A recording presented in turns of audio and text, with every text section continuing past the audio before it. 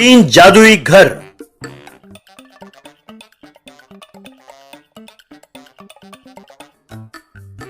पहाड़ गांव नाम के गांव में सुरेश, आकाश और नरेश नाम के तीन अनाथ रहते थे। वे तीनों अच्छे दोस्त थे। वे दिन भर छोटे मोटे काम करते रहते थे।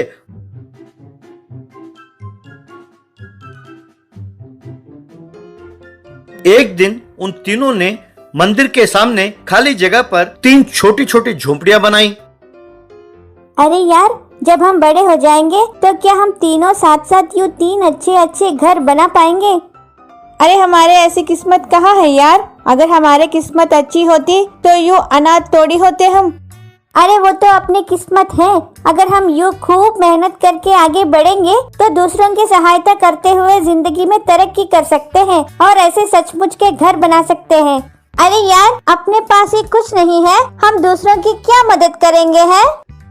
अरे यार, पता नहीं कब किसको किसकी जरूरत पड़ जाए और किसकी कैसे मदद करनी पड़े। अगर दूसरों की सहायता करने का मन हो तो ही काफी है। पर उन दोनों को इस पर विश्वास नहीं हुआ। एक बार देश भर में एक महामारी के कारण लॉकडाउन की घोषणा हुई। सारे दुकान बंद हो गए। खेत का काम भी रुक गया। सब लोग डर के मारे घर में ही रहने लगे। नतीजा ये हुआ, सुरेश, आकाश और नरेश के लिए कोई काम ही नहीं रहा। उन्हें तो एक वक्त का भी खाना। तब तीनों ने मास्क पहना और घर घर जाकर उनकी समस्याओं को समझने लगे।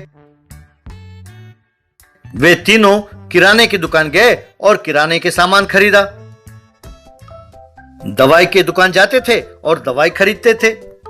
यूं जिन्हें सब्जियों की जरूरत होती या फलों की, सब खरीद कर उन सबके घर में जाकर देने लगे। वे सब घर वाले आभार प्रकट करते हुए इनको थोड़े बहुत पैसे दे देते थे। उन तीनों ने उन पैसों से मंदिर के पास भारी मात्रा में खाना तैयार करने लगे। उस भोजन का पोटली बनाकर गांव में गरीब बेरोजगार मजदूरों के घर जाकर उनको खाना पहुंचाने लगे। वे गरीब बहुत खुश हुए। इसी तरह वे तीनों अस्पताल भी जाते थे। वहां पर रोगियों को टूथपेस्ट, ब्रश, साबुन वगैरह पहुंचाने लगे।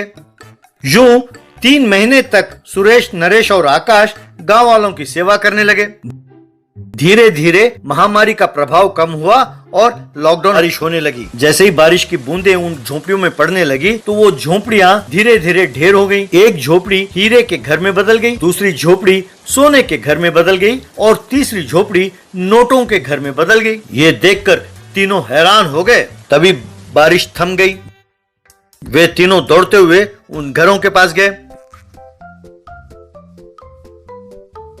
उस हीरे के घर से हीरों का ढेर बाहर गिरने लगा। सोने के घर से सोने का बिस्कुट और सोने के सिक्के बाहर गिरने लगे और ढेर होने लगे। और उस रुपए वालों घर से रुपए आकर बाहर ढेर लगाने लगे। वे तीनों मिलकर खुशी खुशी उन्हें समेटने लगे। वे उन हीरे और सोने को बेचने लगे। वे तीनों उन्हीं घरों में रहने लगे। अब स्कूल जाकर पढ़ने भी लगे।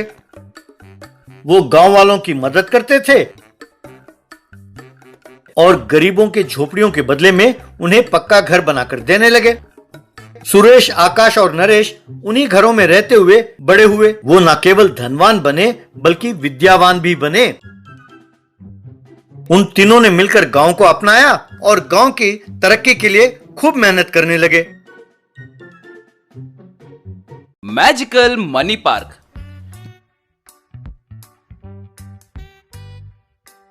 दिल्ली के अपने फार्म हाउस में मिनिस्टर महंती बैठकर रो रहा था।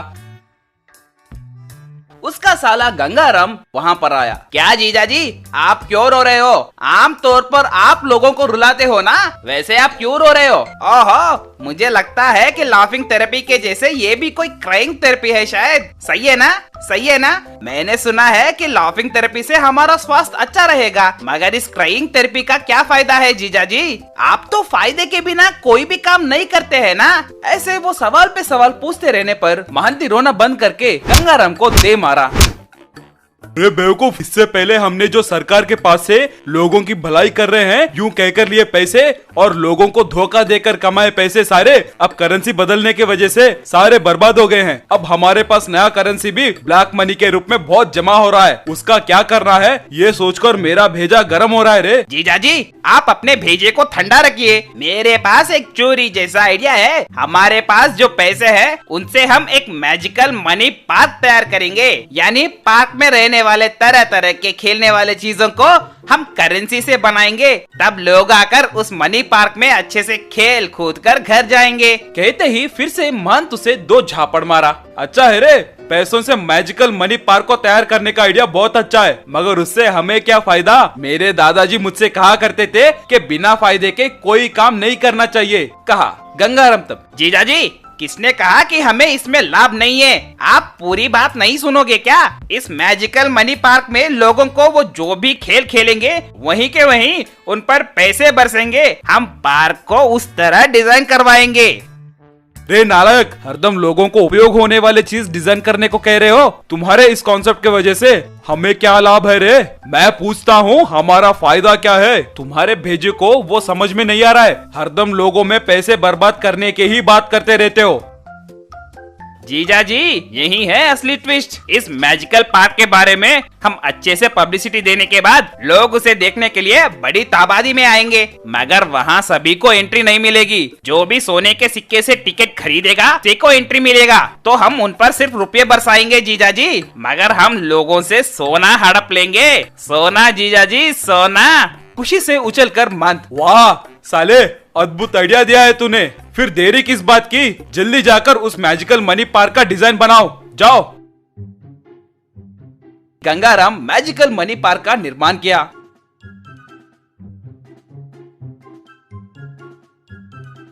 उसके ओपनिंग के लिए आए जीजा महंती से गंगाराम, जीजा जी पहले आपके हाथों से बोनी कीजिए, सोने के सिक्के से टिकट खरीदिए। महंती उसे पास बुलाकर, मिनिस्टर खुद सोने के सिक्के से टिकट खरीदे तो वो मामूली खबर नहीं बनेगी, वो एक सनसनी खबर बनेगी जीजा जी। लोग दौड़ते हुए आएंगे। ऐसे सीधे सीधे कहो ना गधे कहीं के। ठीक है कहकर गोल्ड कॉइन से टिकट खरीदकर अंदर गया और मैजिकल मनी पार्क में पैसों से बनाए तरह तरह की चीजों से खेलने लगा। वो खेल रहा था और पैसे उछलकर गिर रहे थे। बस उस पैसों के ढेर को देखकर महंती, वाह ये मैजिकल मनी पार्क क्या मस्त है रे। ऐसा पार्क शायद सिर्फ यही है, ये गरीबों के लिए बहुत काम आएगा। ऐसे खेलने के वजह से अपने शरीर को एक्सरसाइज के साथ साथ जेब भर के पैसे भी मिलेंगे, जो चाहे वो खरीद सकते हैं। यूं भाषण देकर चला गया। उस दिन से उस पार्क में बहुत लोग आने लगे और उस मनी पार्क में खेलने लगे।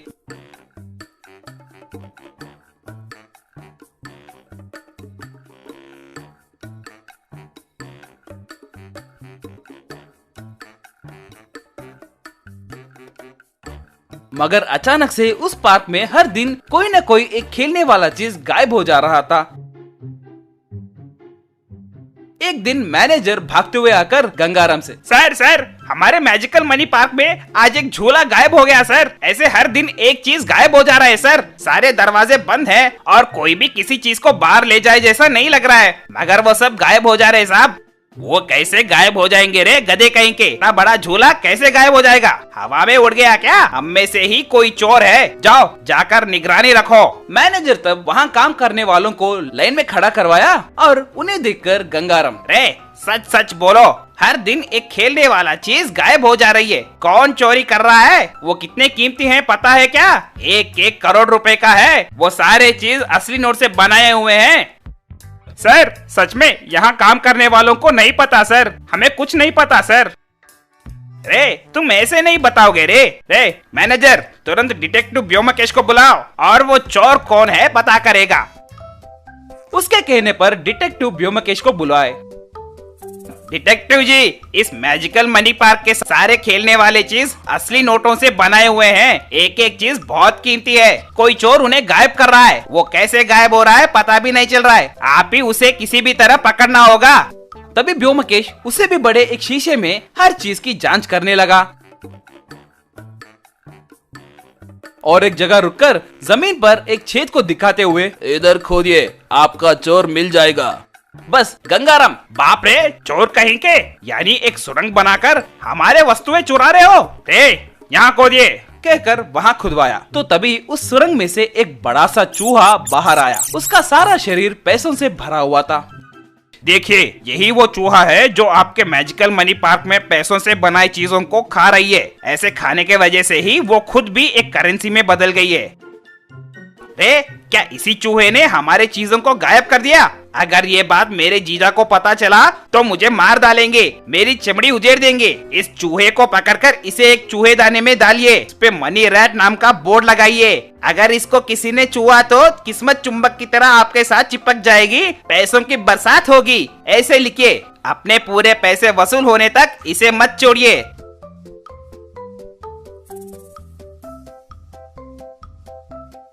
कहकर उसे एक चूहेदाने में लगाकर उसके द्वारा भी पैसे कमाने लगे।